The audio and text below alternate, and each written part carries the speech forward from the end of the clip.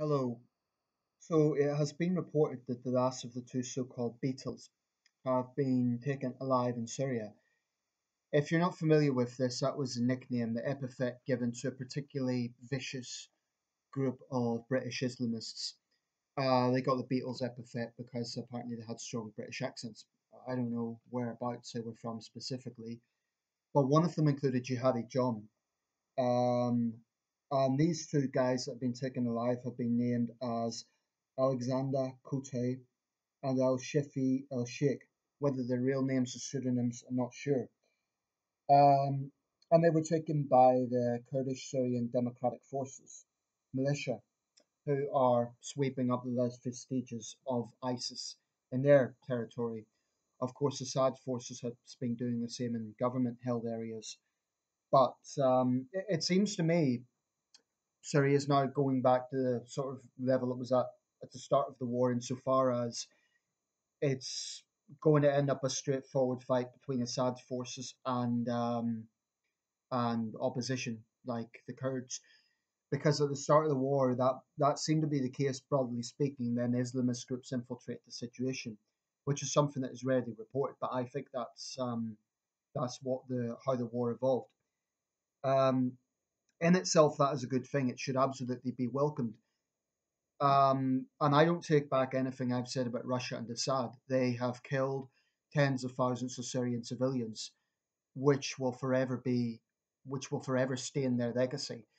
But the removal of Islamist groups in itself is no bad thing, and it should be welcomed. Um, so there's going to be inevitable questions now. What happens next? It would have been a lot simpler if these guys had been killed in an airstrike, but they have been taken alive. So that then opens up all sorts of questions about what happens next. Let me say from the outset, I do not think that our Foreign Office should be going out of its way to extradite these people. Because if if the Kurds are saying we demand that we can hold on to them, I say let them. After all, it's their civilians that have been the victims of these people. It's their women who have been sold as sex slaves, their men who have been butchered. This was a particular sadistic unit. And among the victims were the aid workers, David Haynes and Alan Hemming. And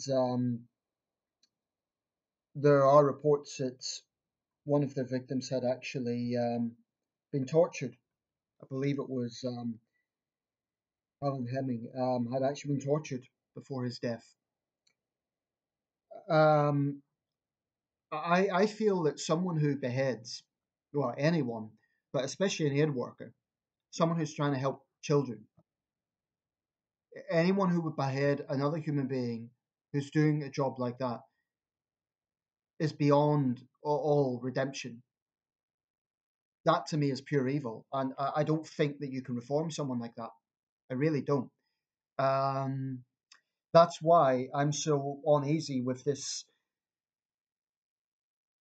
attitude that the Trudeau government and certain other European governments have, that oh well, we'll reintegrate them to society. You get different jihadists that go out there, and so far as the things that they will say, you'll get some who really are hardcore militants and they freely admit what they've done, and they don't recognise the legitimacy of the courts and so on. They are proud Islamic supremacists, right? That's what they are. Then you get some who claim that they were naive. They claim that they were brainwashed and they didn't know the difference. That's something that is becomes a grey area, because the problem is when you talk about mental health, it sounds like an excuse, and the last thing I want to do is make an excuse for any jihadist. But I do think that there have been examples of people who have been used. I mean, about 10 years ago, the Exeter bombing attempt, thankfully it failed and no one was killed, and the only injury was the bomber himself. But he had been a convert, he'd been brainwashed online, and he, thankfully, the attack failed.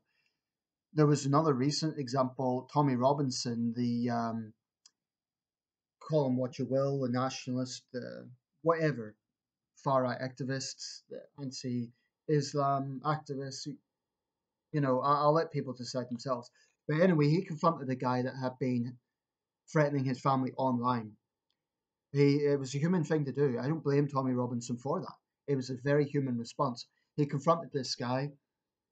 Um, he was only 21, and Robinson knew immediately that there was something not quite right, and he pretty quickly learned the guy was not all there. He was saying on one hand, making threats, and he was saying, I'm brainwashed, mate, I'm brainwashed, something like that. So clearly wasn't all there. And to be fair to Tommy Robinson, he handled it in an incredibly self-controlled manner. Tommy Robinson's often been accused, I don't want to detract from the video, but he's often been accused of having no self-control. This is one occasion where he had a lot of self-control. A lot of people, if their family were threatened, would not think twice about laying into the person, and that would be a father's instinct. So I don't know. I think that that was quite revealing, but it also shows that there are people like that out there. Um, so that's another type of jihadist. So remember, a German convert was interviewed. He'd come back from Syria, and he seemed to me to be completely full of excuses. Oh, I was naive. I thought it was all Western propaganda. I don't know. I think someone who really gets to the point where they believe everything said about ISIS is all Western propaganda. It is it is going to be a very dangerous individual, because if they are being used in that way, if they can rationalize what ISIS do in that way, or maybe it is what they say, oh, I went there and I realized it was worse than what I thought. Goodbye. The thing is, Western governments have went out of the way to warn people. I remember David Cameron's famous words: "If you're a girl, you will be sold into slavery. If you're a boy, you will be forced to blow yourself up." And the Prime Minister couldn't have been more clear about it. Um, so I really take a dim view of people who want to use the naivety argument, to get to the point where you're actually handling travel documents, where you're going through the complex journey to get to Syria. You can't be entirely stupid. I think that there must be a bit more to that. But then you get guys like this who really, like I said, are hardcore Islamists who will probably stand up in a courtroom and say, "I'm entirely guilty," or I am a soldier of God. I'm acting in the name of Allah, and I do not recognize this court." You get to that point where they're not even interested in defending themselves, where they are so far out there that it's beyond the pale. Now, the problem is, if we extradite them, then they will be subject to the British legal system. We hold due process, of course, to be very important. And I've always said, even the most heinous crimes, even the most, no matter how evil the accused is, I mean, the nature of the crime, they should have due process. I think in this case there would be a lot of weight behind that. The problem is, in the extradition process, some of that evidence could be lost. And my concern would be that a trial is prolonged and eventually they just get freed. That would be stomach churning. That would be absolutely stomach churning. I'm actually of the view that when it comes to Islamists, I'm actually against the death penalty, and not for humane reasons. I would have no problem with these guys getting a bullet through their head, quite honestly. But I'm against the death penalty because I think it martyrizes them in a way that a whole life tariff wouldn't. I would honestly be in favour of having a prison specially built for the worst Islamists. Why? Because if you have a situation where they are interacting with other inmates, let's say someone is in jail for shoplifting, or even a more serious crime like aggravated burglary. Now, let's say they happen to be a Muslim, right? What's to stop these guys going to them and saying, you're here because the British state is persecuting Muslims, right? That's the propaganda they spin. So they won't say you're here because you're a shoplifter. You're here because you're a Muslim. That's what they do. So then they become radicalized, and then you have another jihadi John on your hands. So I think that extradition can cause all sorts of problems. And given the two choices, I'd be all for them staying in Syria. Now, usually I wouldn't say that. If it was a case whereby there was a serious question mark over someone's guilt, you occasionally get, for example, drug trafficking allegations in other countries, particularly in Southeast Asia and the other parts of the world that don't exactly have a glowing legal system, i.e., where due process isn't exactly a priority. And sometimes there is dubious evidence presented. Um, in situations like that, I think extradition should be pushed because the responsibility of a foreign office is partly to protect British citizens. But when you have people who are enemies of this state, ISIS has declared war against Britain and encourages activists to attack this country. We have seen bloody terrorist attacks in this country at their hands. In fact, I would be all for treating them as traitors, actually charging them with treason.